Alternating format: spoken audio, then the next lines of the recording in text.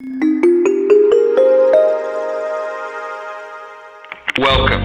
You're tuned into Life is a Sacred Journey. Every week, we bring a new perspective to aging and caregiving. Here is your host, Micheal Pope. Good morning, good afternoon, or good evening, no matter where you are in the virtual neighborhood or community or circle of Life is a Sacred Journey. I am your host, Micheal Pope, and it is my delight and honor every Friday, 8 a.m., to join you wherever you are, hopefully with a cup of coffee or a cup of tea or orange juice or water, or if you're on vacation, a mimosa. I'm thinking about vacations right now because I'm so excited. I'm preparing for my daughter's graduation from St. Mary's College here in the Bay Area. And we had to make a schedule and we're going to drive up and they're going to take a picture and she's going to get her diploma. But I just am so proud of her. She managed to do her BS degree in business and she is done and plans to take a year off and then start law school. So I am so excited and I am just a pumped up mom this morning because she is one of my best friends and she has taught me so much about being in this world as a human being. And one of the things that she has taught me is resilience and perseverance. And she is working with the California Coalition for Youth. And next week, we will be bringing their executive director to Life is a Sacred Journey to talk about an upcoming youth summit that they're having. And many of you know this is my thing now. How do we work with our millennials, XYZ folks, and really help to mentor leadership and to learn? I mean, again, mentor and learn from the generations that are coming up around us. They have been so pivotal in the Black Lives Matter movements and many of the other movements of our time.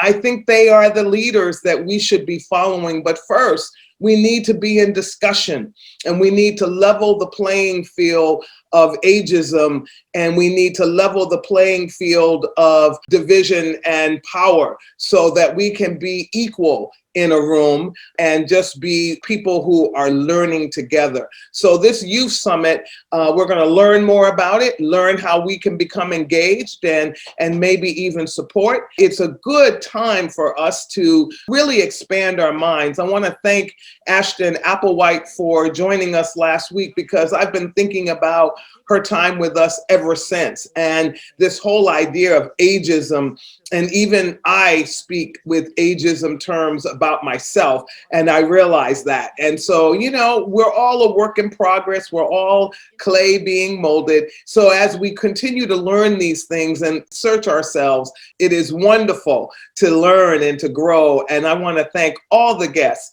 that have come to Life is a Sacred Journey to help us to grow and to help us to just really take in knowledge and then decide what works for us, what doesn't, and then to also be a part of a greater community. So I want to thank you all for being a part of a greater community here at Life is a Sacred Journey. Yesterday, I had the honor of meeting an incredible human being, Dr. Reverend Tex. Oh, Lord, I forgot Tex's last name. I'll find it in a minute. And he has written many, many books. And he is a graduate of Boston University. And he is a theologian, of course, and someone who just I fell in love with yesterday. And I'll find the name of his book in a minute. And he and I are going to be on a panel talking about more than this racism and oppression. We're going to be talking about the systematic thing that is tearing apart the working class.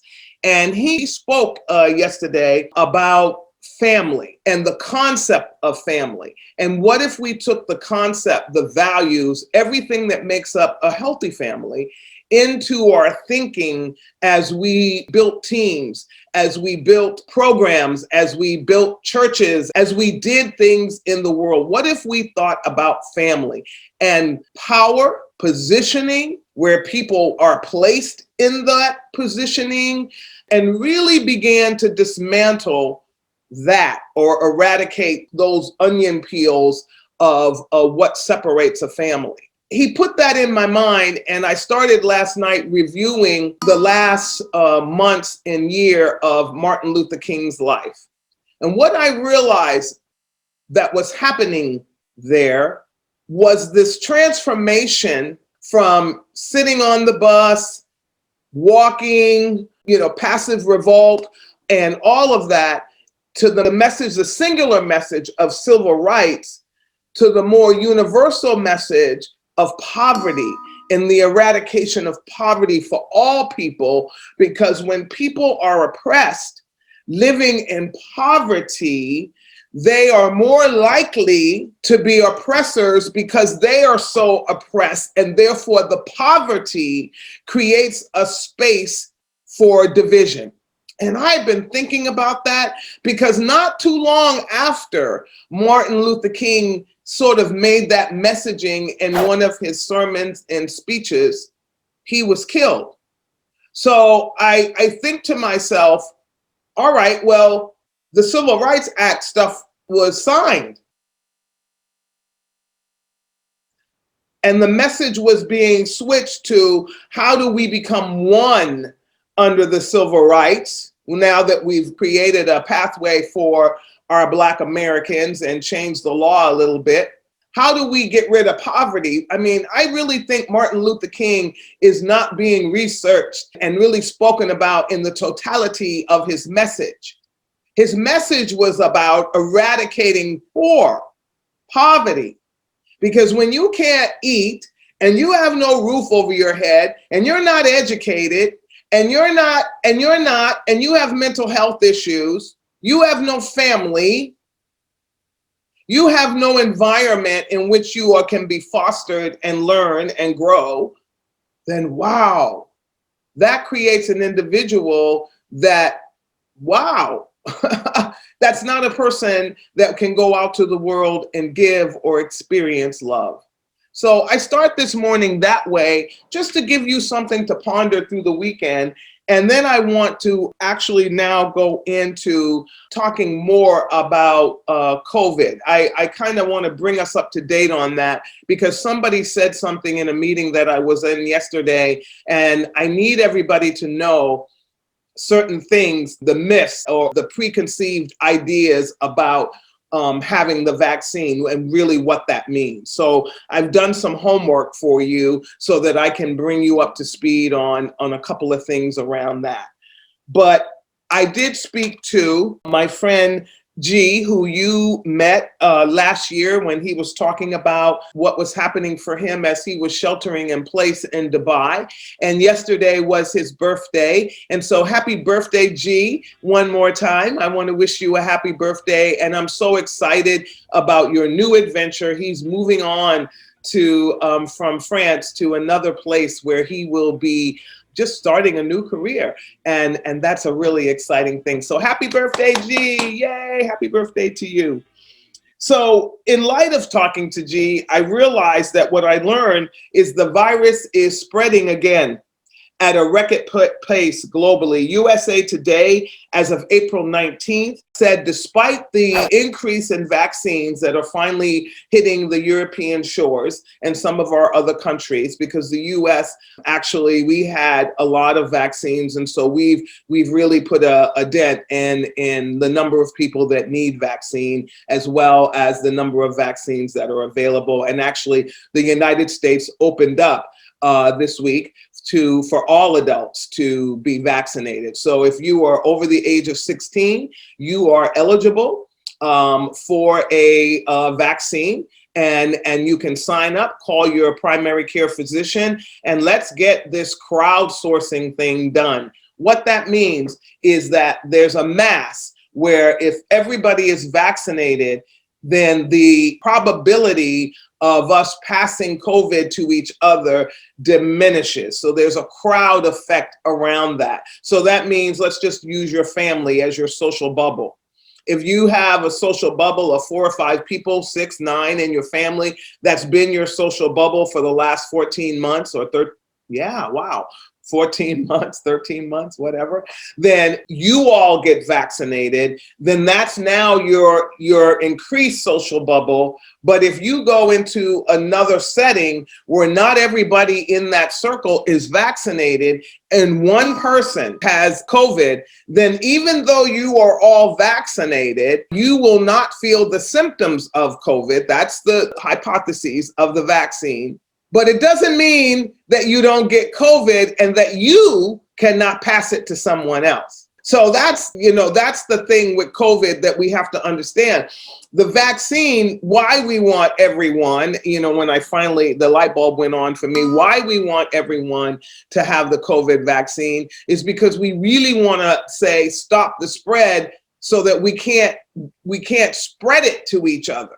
So that really is a clear understanding, because somebody said to me, oh, I don't have to wear a mask and I can come in, I can go. No, you cannot go into a public setting. You could not come into this building without a mask, without having your temperature taken. We had a meeting this week with the Department of Public Health and the Department of Aging, and we're slowly beginning to open and think about the June 23rd date that the governor has given us that we can relaunch.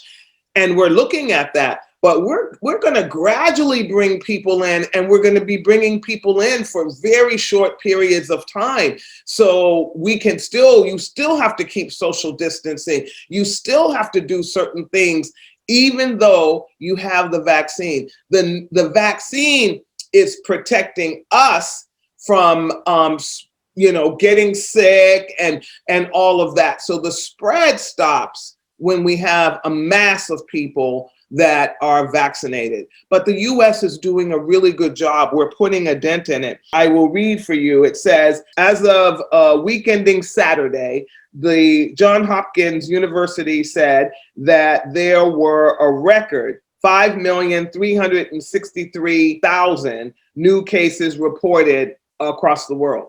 So there's still a growth in COVID. And they said at that pace, nearly 9 cases are being reported every second. So we're not out of the woods.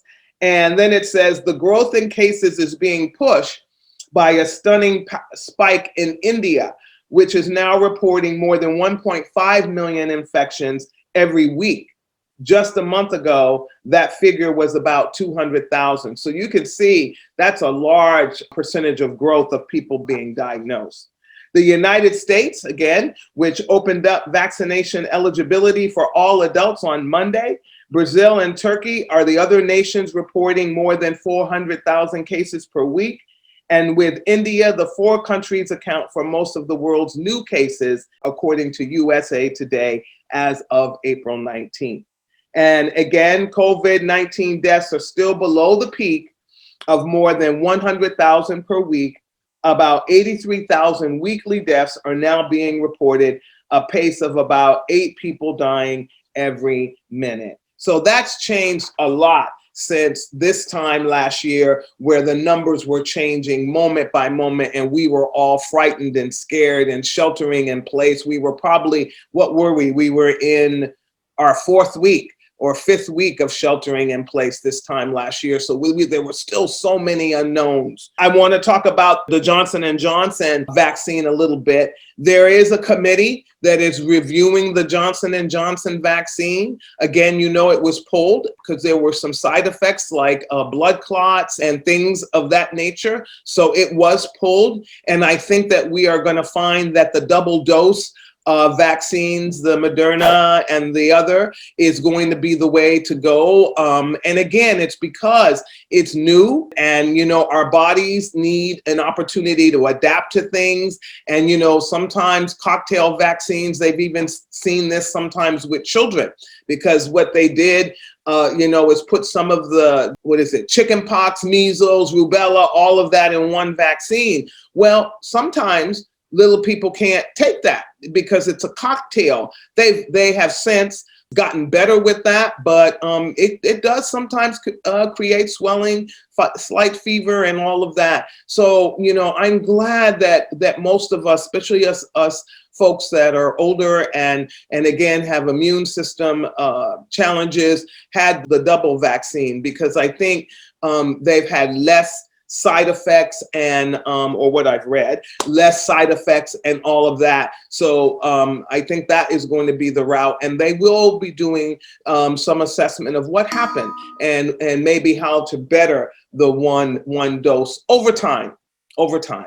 The other report that I want to say to you is, again, when the FDA did shut down the production of the Johnson & Johnson vaccine, it did so at the Baltimore plant.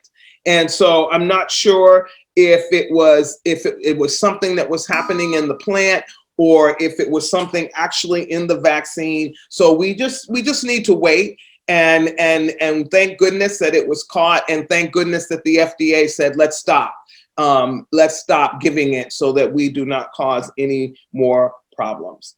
And so again, I reported out that all Americans adults are now eligible for the COVID vaccine, and the UK ban to travel from India, where the spike capital, they have shut that down. With travel is still something. I was looking online to see if I could take a trip to Belgium, and no, not yet. So, you know, there's still places that we cannot go. Yes, people are going to Hawaii, and I think some Caribbean places are open, but there's still some countries that are closed off travel due to, again, the COVID vaccine. I did try to do some research on whether or not for out of the country travel, are they going to have us do something with our, you know, the COVID vaccination cards? Like, will we have to present those going into another country? Will we get a stamp at some point that goes on our passports? Will they change our driver's license? You know, the driver's license now, because it has that chip on it, has a lot of data in it. Will we do it that way? I couldn't find a firm response to that. I think there will be a lot of things that they will try and pilot to see what is the best. But I do believe at some point they're going to have some universal travel system that begin, especially in the beginning, to make sure that you are vaccinated before you travel. Now, when people are traveling, they are saying to me, yes, you know, when we had that 3 hour, we've had all of these, you know, get to the airport 3 hours early and all of that since 9/11. And they're saying, yeah, get to the airport early because there are, you know, masks. They want to take your temperature. There are things happening at the airport when you travel that are going to delay. And unfortunately, I read there are, and you know this because many of you are watch YouTube, television, whatever, but you know, people are acting out and not wanting to wear the mask. They know it is, you have to when you travel, but they're already getting all the way to the plane without a mask and then getting on the plane without a mask, and, you know, all of this kind of inhumanity and craziness. So you get to the airport early, and at the end of the day, you know, I know, and nor do I say to anyone, we don't have the right to tell anybody how to live their lives. I always say that. I have no right to tell you how to live your life. But at the end of the day, when you go into the public forum, when you go into the world with other people, we have established values and different things, policies and safety things, like the red light. Like, I think we all know we're not going to walk into a traffic when the light turns green. You know, that's for our personal safety now. So those are the kinds of things that we don't fight. You don't just go, oh, I don't care that I'm not supposed to go into the traffic when the light turns green. I'm going to walk in front of not if you value your life, walk in front of a vehicle. So some of the policies and things that we have for our safety are good. And we fight those little things that are good, but we're not fighting the systemic things that are separating us and making us fight each other on things that we cannot control. I can control wearing a mask to make you safe, but I can't control being Black to make you feel better. You see the difference? So we fight about all this other stuff, but the things that are easy to do and wouldn't, I mean, it's a drop in the bucket in the second of life, we fight about those things. That's one of my ponderings. Number one, that was second pondering, right? Number two pondering, I pondered that last night. Like, why is it that people will fuss about wearing a mask on a plane or wearing a mask in a grocery store, but yet they will see a person being oppressed and not say anything about that? That is weird, right? I don't know. That's the human nature, I guess. That's who we are. But I think we can do better. We can do better. So that's pondering number two. Also, I did see that Dr. Fauci was saying that the Johnson & Johnson pause, he was thinking that that would be lifted by sometime next week. But the FDA, the US panel and the FDA is saying, not yet. Not yet. So we will see, and I will report more to you about that, because I think, they're supposed to meet today. So there you go. I just read that. They're going to meet, the Federal Advisory Panel is set to meet today to potentially decide the fate of the Johnson & Johnson coronavirus vaccine rollout. This is as of April 23rd, yesterday at 7:04 a.m. from the Washington Post. As more reports emerge of rare but severe blood clots, mostly in women. So they really have to figure out what's going on with that.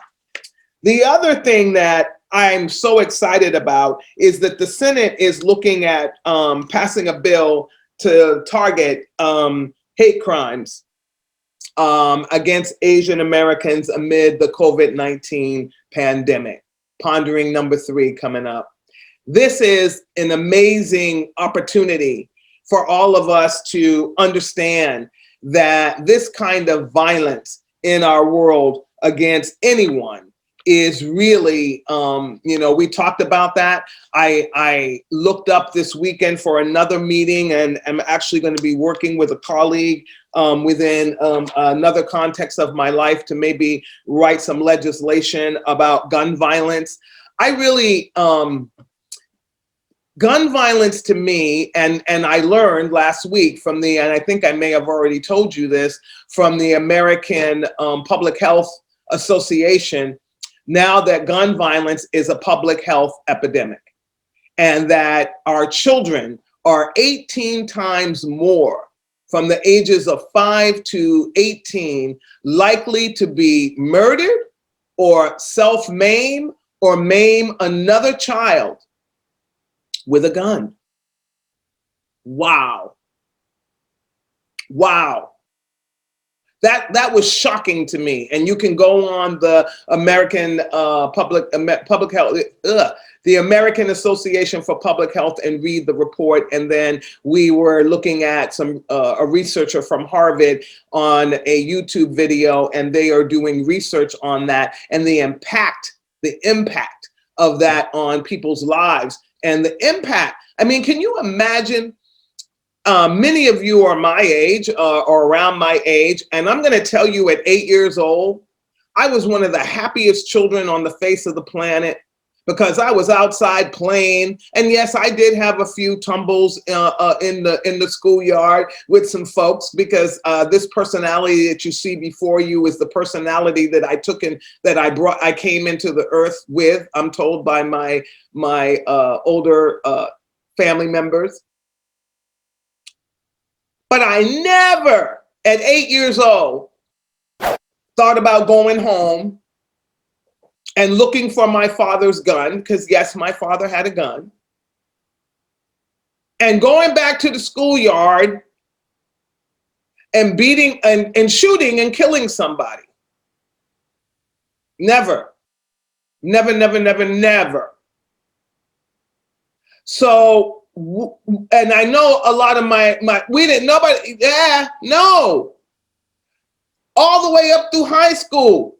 Unfortunately, you're learning something about me. I was in segregated schools for a while, and then I was bused to a community where people didn't want us. And so, yes, I was in fights because one person spit in my face, and quite frankly, I didn't take that, and we went rumbling, okay?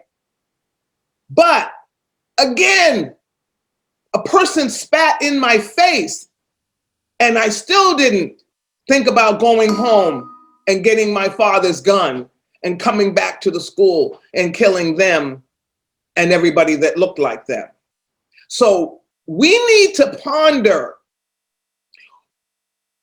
Violence is a part of our human construct, okay? It is, because that's it. I'm not going to go biblical on you, but it's in our human construct, okay? So what is it, though, that takes us into these places of pure violence? And what have we done or not done to make this world a safe place where a child feels like a normal little, like, give me the ball, man, or I'm taking your sandwich, man, turns into, I must kill you. You must die. 18 times more. Then what has happened in a community where guns are sprayed like willy-nilly and people are innocent bystanders? Then I hear, reason I bring up the Asian hate bill, I hear that many of our Asian community neighbors, family members are so scared now. They have purchased guns. Do you know what happens to a gun in the hand of a scared person?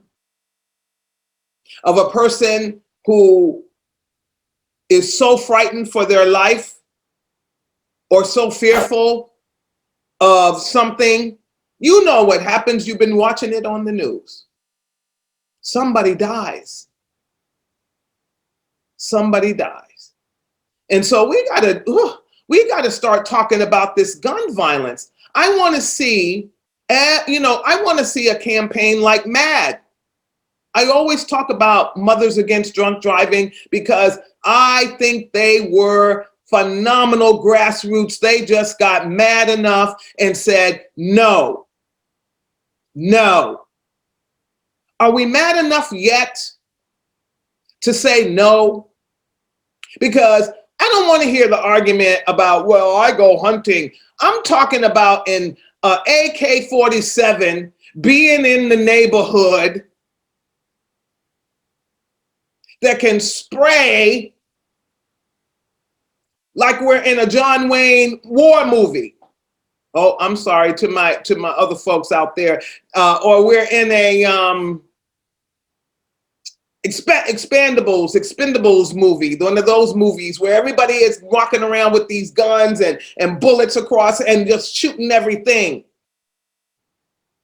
That does not belong in the community. And if you go and kill a deer with that, you obviously aren't eating that meat because you've annihilated that animal. That's not what's happening, people. So don't get it twisted that we're telling you that you can't go hunting. If that's your thing, if that's your gig, do that. But somebody is hunting them human beings on the face of the planet with a different weapon.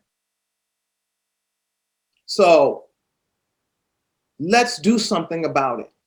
Let's do something about it. Let's not get caught up in the rhetoric and the hate and the debate about, oh, I need to bear arms. Yeah, you got the right to bear arms. Yes, you do. But the arms that are killing people are not the arms that was written about. Clearly not. Clearly not. And so we need to do something. And so if it has to be a law, and we need to say ban it by law, and we need to also help our Asian family members, but I would also say we also need the bill to expand to all people that we feel are different and that we judge and that we kill because we don't like them or their lifestyle. We have transgender folks that are being murdered in our streets with guns, beat up mercifully. I love the way I said that. Okay, and we have Black people. We already know about that. That's been happening. We already know. So gun violence is about, or domestic home violence. Somebody gets mad enough, feels abused enough, bang, bang, you're dead. Something's wrong in a country where we keep saying this is the best country in the whole wide world. And you know what? It is. It is. Because you can do things here that you can't do in other places. But you're also getting away with doing harm. And that's not cool.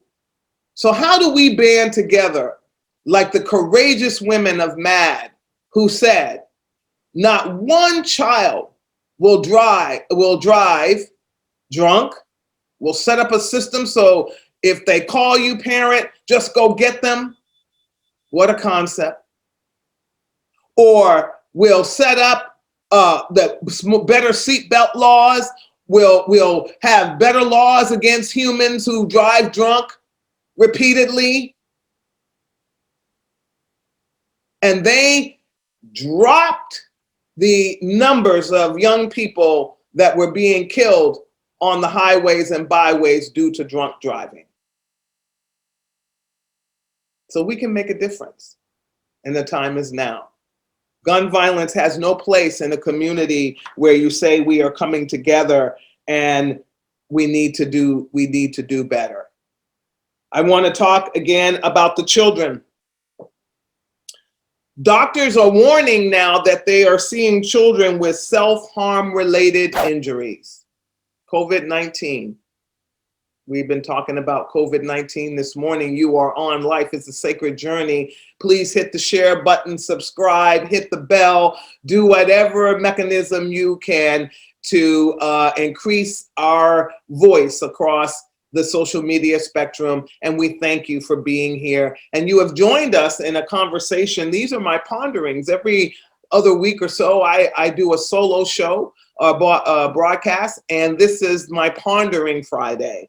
And now we are talking about children, and nationally, doctors are reporting that children are doing self-harm related. And these children are 10 years old. Yeah, this is in southeast Washington. They found that children who are coming back to school, they found that in greeting them, many of them had self-inflicted scratches, marks, cuttings, and that type of thing. You know, the youngest person that has committed suicide during the COVID time due to isolation is 9 years old. So we need to understand the importance of, and I talk about this a lot with seniors, the importance of being together, the importance of doing everything we can to have community, to talk to one another. And children definitely need it more than we do as they develop, but maybe not. You know, Ashton, thank you. You're ringing in my head every time I do something that's an ageist thing. No, we all need to be socialized. You know, we all like to be around our friends. I come here every Friday because I love being around all of you. I may not be able to see your faces because the Zoom thing isn't working or whatever, but I know you're there, and I know we're connecting, and that gives me hope, and that gives me something. Another thing to live for is to reach out to my virtual community and say, what you thinking about? And let me bring this person to help you to learn. And these are my ponderings. I'm not giving you these things as like, this is the gospel of life. No, I'm just telling you what I'm thinking about and how I'm thinking about it. It doesn't mean you have to embrace it. It just means, let's talk. Let's have a cup of coffee together, a cup of tea, and talk. That's the problem. We all think we have to agree about everything. You don't have to agree with anything that I say. I have a friend that doesn't. Me and this woman debate about everything. You know her, but I won't say her name. We debate about everything on my long rides home from work. But I love her with so much love, and we always laugh at the end, and we always joke and tease each other because it's not personal. We just have a difference of opinion about a lot of things. But it doesn't mean I can't love her. It doesn't mean she's not a part of my family. It doesn't mean that she doesn't deserve my respect. It just means I disagree with her, right? So we need to get to that place. And I wasn't always that way. So, I'm not perfect, you guys.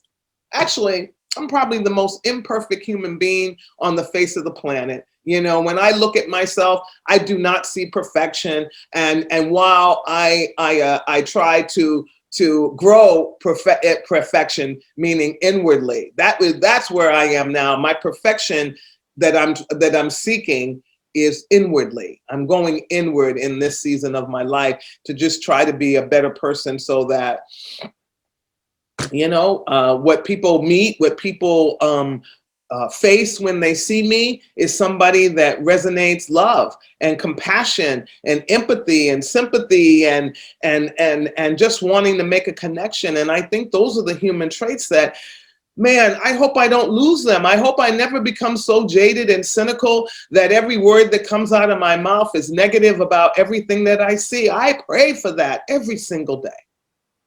And I pray for that for you. I want to spend another 5 or 10 minutes with you because I want to talk about the immune system. I've been on this health kick for the last year since the COVID, and I fasted I ended up fasting for 50 days. So it started as a 40-day fast with eating nothing but raw food and taking about, oh my goodness, 30 vitamins a day at intervals of sort of every 4 hours, taking 5 different vitamins for different things. So for the lymphatic, for the liver, for the heart, cardiovascular. So there were a variety of vitamins that I took. I began my 30-minute walking every day, even though I was walking the dogs. But I have to admit, there were some times during COVID that I just let them roam the backyard and did not go for a walk. And so I was beginning to feel that. So I am now back to that, beginning with the 40 days. Drinking enough water. Also, knowing not eating just greens, because greens in themselves, because of vitamin K, can also increase your probability for bleeding if you get a cut, and so you'll bleed a little more profusely. So you always want to go to your doctor, and I actually have 2 physicians. I of course have Kaiser as my managed care provider, and they do everything. But I also have a holistic health physician that I visit with twice a year, and we look at holistic approaches to all of the ways, like my blood pressure, my making sure because diabetes runs in one side of my family, and so making sure that I never become pre-diabetic. Those kinds of things. Exercise, doing a little more soul work. So again, I instead of spending money on something else, I choose to spend that money on a holistic doctor over here in the Oakland area. And so I did do that for 40 days. A lot of stuff happened. My sleep got better. I went from 62% on my, which is poor, fair, on the border of fair and poor, to sleep, which means I was only getting an average of 5 hours and 45 minutes of sleep. The majority of it was REM with no deep sleep at all, maybe like 30 minutes of deep sleep. That has changed incredibly. I finally got up. I'm at 83% sleep now, which is good. I definitely am going into deep sleep. Last night, I actually had almost 3 hours, and the night before, almost 5 hours of deep sleep, and feeling more rested, more energized, just healthy inside. So tracking my sleep, my sensation for sweets, gone. I mean, I still use a little honey in my tea with lemon. I do drink warm lemon water at night still, with a little bit of turmeric and ginger, and I put it in a tea and I drink it all together. That's my evening toddy before I go to bed, and that really helps with the circular system. And I'm gonna say it helps with your bowel movements. And you know, one of the things that I have learned, and you know, please, I don't want to offend anyone, but your bowel movements are very, very important, and you want to have more than one or two a day, and so that increased over the fasting and cleansing and all of that. I am now pescatarian. I've decided that I am plant-based mostly. I've found, and I will be sharing with you some of the great plant-based foods that I am finding. I finally, oh my gosh, I found these delicious plant-based sausages. They are wonderful. I've eaten now 5 different brands of sausages, plant-based, and they were terrible. They taste like cardboard, but these were delicious. And I will share that vendor with you. I actually have a call into them to get permission to do so, actually, to see if I can get them on Life is a Sacred Journey, but they are delicious. And so I've done that. And then I'm eating fish, you know, because I love fish, and mostly your mackerel, your salmons with the higher omega-3s in them to help with, of course, cardiovascular. So exercise is important for your immune system. You want to get rid of any kind of inflammation. So being able to drink, and that's what ginger does, that's what tea does, and you'll find you will go to the bathroom more because you're flushing out stuff, and that's good. You know, now that I'm closer to home, you know, well, in the office, but you know, I'm not in my car so much. This is a great time to have that cleansing happen. And you want to be able to make sure that you are also eating in a way that fuels your body. You know, I do the intermittent fasting. I know a lot of people do not believe in intermittent fasting, but I do. I do. I've been doing it now for, oh wow, 5 years or so. So what that means is 12 on, 12 off for me. So what that means is in the morning when I wake up, every vitamin that I take is one that I can take on an empty stomach, because I'm not hungry. I never was a big breakfast eater. I like breakfast food, but I don't wake up. My breakfast, coffee. But by the time that it's like 3 o'clock in the afternoon, between 1 and 3, I start to get a little munchy. And what I've learned through Dr. Gundry, yes, Stephen Gundry, he wrote the book, The Plant Paradox. In that, before I was eating cashews and things like that, and I found out they're not so great for me. I was wondering why I kept having this belly that was so when I wasn't even eating. It's like, what's going on here? Well, I found out those things actually help to create and help you to store inflammation. But pistachios and walnuts and almonds and pecans or better nuts. So those have been my go-to snack thingies, okay? And then I actually buy them in bulk at Whole Foods, and I actually add fig. I love figs with them. I love the taste of figs. I wish my my low quant trees were figs, but yeah, figs, and I cut that up in there, and I eat that as a snack. And then for dinner, and I realize now I don't eat after 8 o'clock at night. If I haven't eaten by then, I'm gonna do a good power shake with all my protein, my green powder, my matcha. What else do I put in it? Spinach, kale, apple juice, tiny little bit of orange juice, because orange juice is highly acidic, as well as sugar. That's why good oranges taste so good.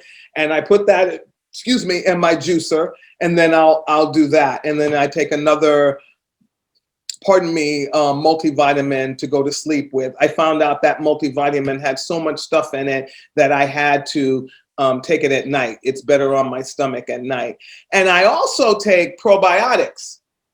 So I take a 700 million probiotic, and I take them 3 times a day, again with a snack. So, and they have to be refrigerated. So I carry them in a in a thing with the ice, the last 2 vitamins of the day. The first one in the morning, when I eat a couple of almonds and stuff. Around my house right now, I have little bowls of almonds and nuts and things high up so the dogs can't get to them. But so that I'm always able to snack if I need something. But what I'm finding is I'm not so hungry because my stomach has shrunk. And so altogether, in the 50 days, I lost a total of 20 pounds, mostly water, I know. I've begun to tone because I realized I had not been exercising in that way. So I'm doing a really good workout online. I'm doing Pilates. It's an online Pilates thingy. I'm doing that because I have asthma and I can't do all that jumping and going ahead. So, but the Pilates works for me, and I'm feeling so good about it. And so, and then the 30-minute walk a day. And I'm here to tell you that 50 days, I don't feel like, I don't want to say brand new, but what I feel is my body feels healthy. And I feel like I have more control over everything in my life. As far as health is concerned. And I'm reading the labels. Oh man, I've become a label fanatic. And if something has more milligrams of something than what is the daily requirement in one food, I don't buy it anymore. I don't eat it anymore because I don't want to eat just one thing. And then my favorite treat, oh boy, is Urban Remedy makes these cocoa mousse. Oh, they're $6 a piece, these little things. Oh my gosh. But I treat myself. You can make it, but I treat I buy. And I treat myself to one of those every single Friday. Last week, I ate 2 of them. But they are delicious. And so you also have to treat yourself, but again, it's good. It's coca, and it doesn't have any preservatives or a lot of junk in it. And it tastes delicious, and it satisfies that little taste bud, that little place in my soul that still needs chocolate. And I will eat chocolate again, but not in the same way, and I actually, like I said, the desire for a whole bunch of sweets is gone. So I'm excited about, all the things that I'm learning about myself and the things that I can share with you. I'll be your guinea pig around all of these things. The one thing that I know, though, that is happening to me in my life is I value my relationships. I value the relationships that I have with all of you, because many of you are not just virtual friends. I know you. I've spent physical space with you, and you're a part of my life journey. And I so appreciate everything that you are in my life for me. And so I just want you to know it is about loving yourself, loving those around you, so that you can just, what I have found is if I show up my best self, even those individuals who have made the decision to go to the dark side, to go to the Darth Vader side, they don't treat me that way. They may ignore me because I'm too much. They don't believe my energy. They probably think I'm a phony, all that kind of stuff. But they don't dump on me because they know this is not a place where I will foster that. I won't foster that kind of energy. I won't allow that kind of energy. So I think we can make this world a better place if we just go out into the world the way we want the world to be. And it doesn't mean ignore those people who are feeling pain, because only people who feel pain and hurt cause pain and hurt.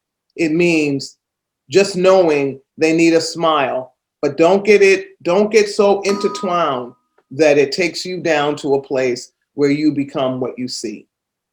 So I'm so thankful every Friday to be able to come here and share with you somebody that is doing great work in the world, or if I'm sitting here solo, just to ponder with you what I'm thinking about, because I would do it if you were at my house and we were drinking wine, or if you were at my house having lunch. This is exactly the conversations I would be having with you. And so I want to thank you. I want to thank everybody who purchased a ticket or donated to Alzheimer's Services of the East Bay's second virtual wine event that will take place tomorrow from 2 to 4 with our dear friend Nicole from Sip and Share, the Queen Sis. Just so thankful. I'm thankful for my life. I'm thankful for the opportunity every day. Grateful for all of you. And I pray that your life will be great today, that you will go out and kiss a tree, hug a tree in honor of Earth Day. Then if you didn't get a chance to do it yesterday, look up at that blue sky and know that it is wondrous and vast, and it's holding all of us together. And thank the science of our Earth for making it possible for us to not float into outer space, and that we can breathe oxygen freely. When you break it all down, it's all very simple. We are intertwined with the Earth. We are intertwined with each other. And everything that we do to Mother Earth and everything that we do to each other affects the quality of life for someone who you may never see. So again, my name is Micheal Pope, and you've just spent almost an hour with Life is a Sacred Journey. Go out into the world, be the best you can be, hug a tree, hug yourself, and know that you are magnificently and wonderfully made. And be the peace, give the peace that you want to see in the world today. And I hope that your journey in life is just that, peaceful. Have a good weekend, everybody. I'll see you next Friday when we have our guest that will talk about this incredible youth summit that maybe you know some youth, foster care youth, homeless, unsheltered youth. If they're in your community, let's figure out a way to get them engaged with the youth summit, because this is what this is about. Believe it or not, we've got homeless young people on the street. We have young people that have been disenfranchised by fostering, by being in the foster care system. And let's figure out a way to make the world a better place, because those experiences, getting through those things, will make them profound leaders in the future if someone just takes their hand and shows them the way.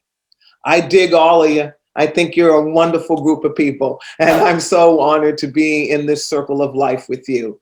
Have a good weekend. Peace.